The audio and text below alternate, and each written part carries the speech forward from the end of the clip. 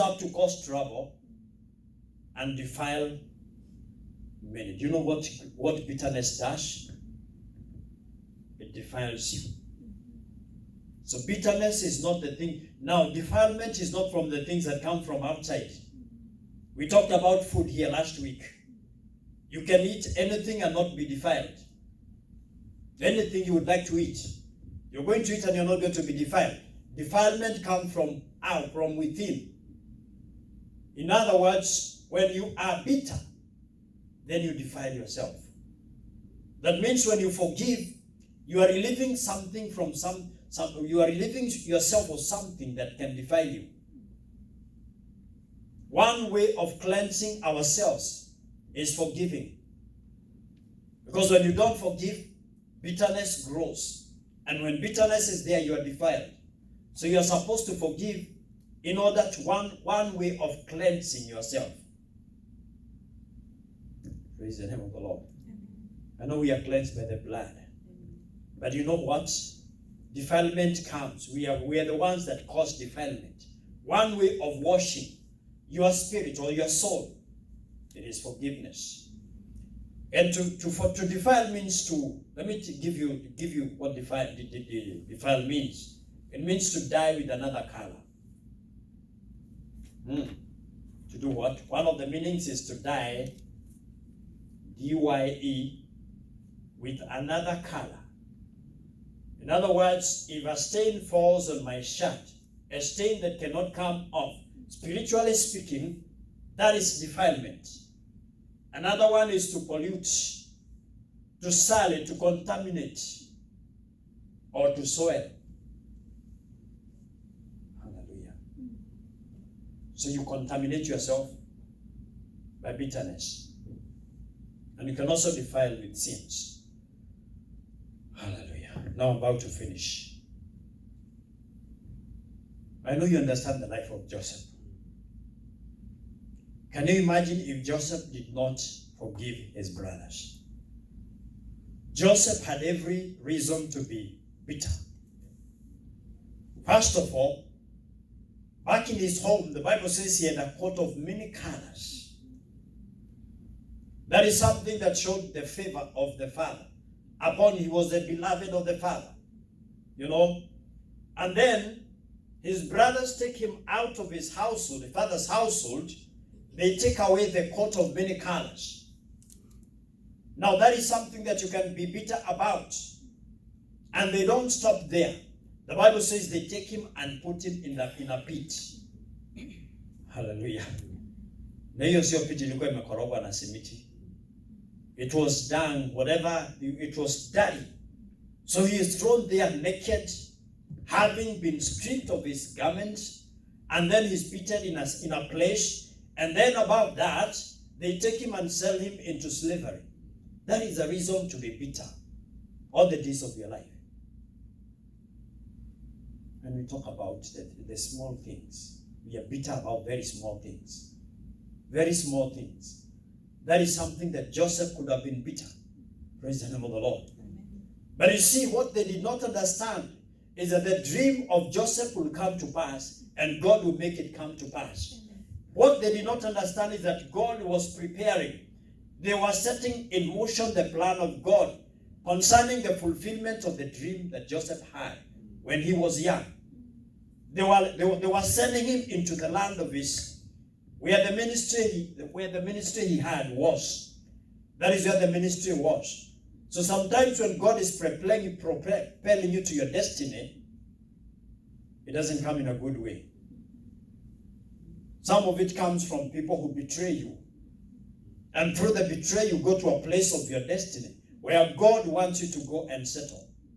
Where God wants to go and lift you and get expanded. Praise the name of the Lord. So I don't want to give all the story about Joseph, but I want you to understand this. Joseph went and became the prime minister of Egypt. He became the second in command. He was the deputy president. He became the vice president, whatever time you want to say. He was second in command. And the Bible says when they came now to buy food from Joseph, because he's the one that was distributing food, He was selling it. At some point, because they did not know, they did not recognize him. But he recognized them. And when he revealed himself to them, there was in the book of Genesis 45 verse 3. The Bible says, Joseph said to his brothers, I am Joseph. Is my father still living? But his brothers were not able to answer him. Why? Because they were terrified at his presence. They remembered all the things that they did to him. They were terrified. And look at the words that Joseph spoke to them. Then Joseph said to his brothers, come close to me. Is that a bitter heart? How do you define humility? Humility is when you have the power to defend yourself or to harm somebody who did some harm to you. But you don't use that power. You use that power for the good of the person who did harm to you. That is humility. Now, Joseph says, come close to me. Some of us would not even want people who did evil to them come close to them.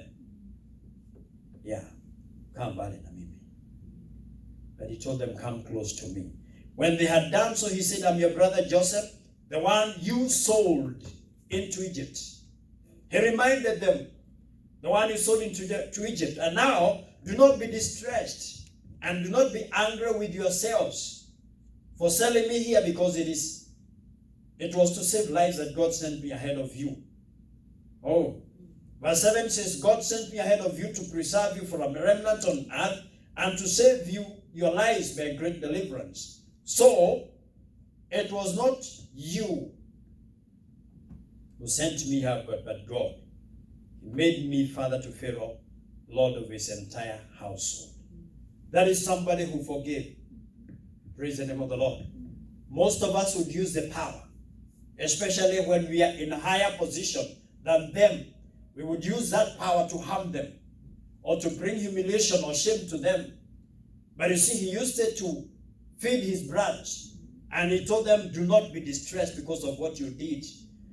It is not possible to comfort your enemy unless you have forgiven your enemy.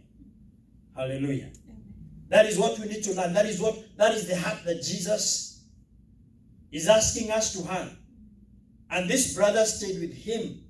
And even when they brought their father, the Bible says when his father died, they were afraid again because they thought, now that my father has died, our father has died, he is going to do what he has not been able to do. And now they came and told Joseph, our father said that you should forgive us. But instead, actually, Joseph wept. How is it that these people continue to think that I'm bitter with them?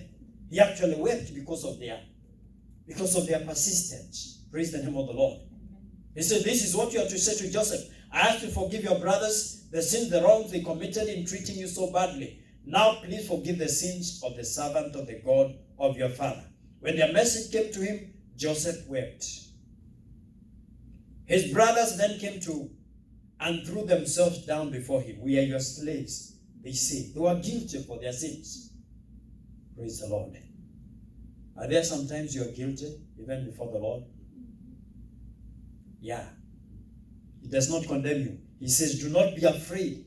Am I in the place of God? You intended to do harm to me, but God intended it for good to accomplish what was being done, the saving of many lives. So then don't be afraid. I will provide for you. That is forgiveness. Praise the name of the Lord. Amen.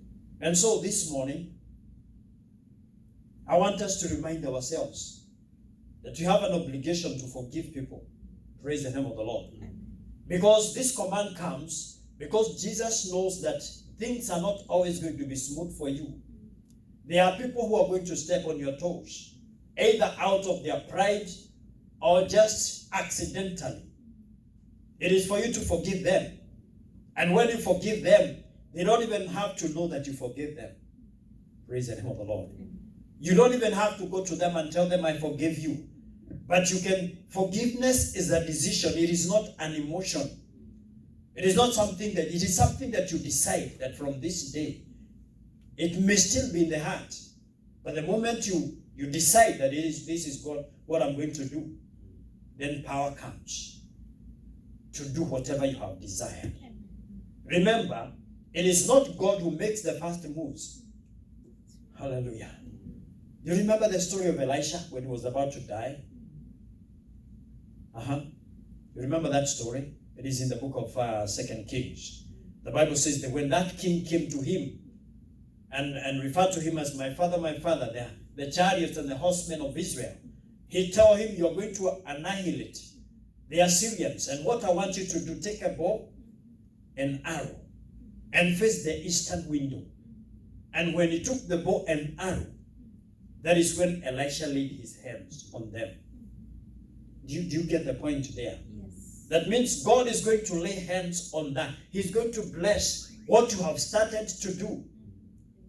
If you decide that from today, I forgive Lydia, verbalize it. She doesn't have to hear. Then that power, God is going to put hands on that.